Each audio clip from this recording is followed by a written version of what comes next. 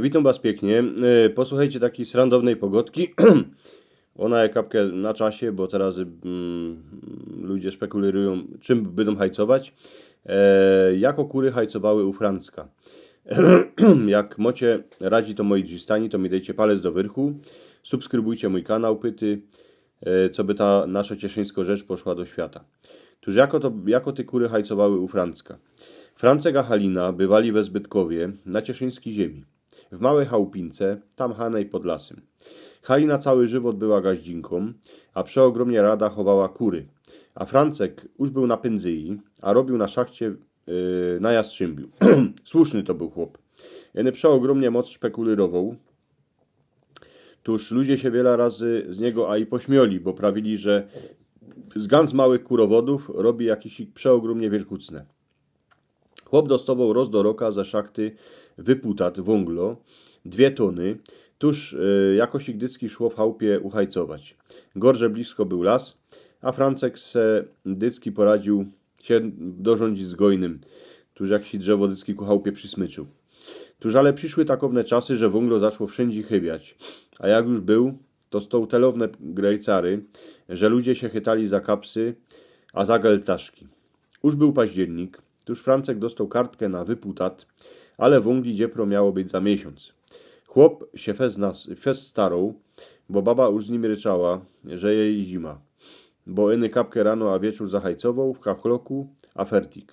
Francek przyszedł do chałupy, siadł se na stołku, ciepnął kartkę z wyputatym na stół, a jako dycki zaczął fest szpekulirować.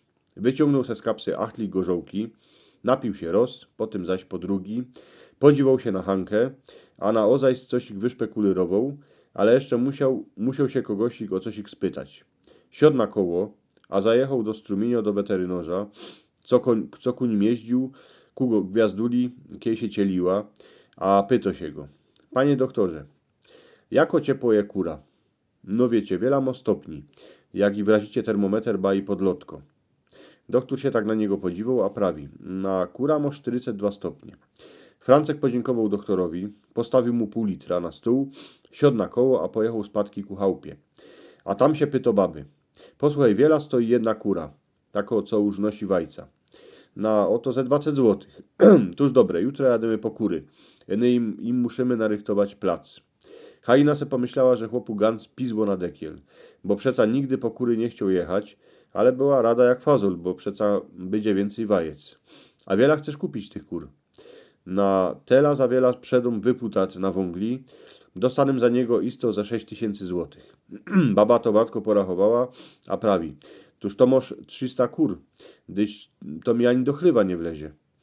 Na ni, bo one będą tukaj z nami w chałupie, a będą nas grzoć, bo każdy hajcuje tak, że ma 42 stopnie, a nie będziemy musieć ani składać w kachloku. Porachuj se, wiela będziesz miała wajec. Obilo mamy dość, tuż żrać będą mieć co.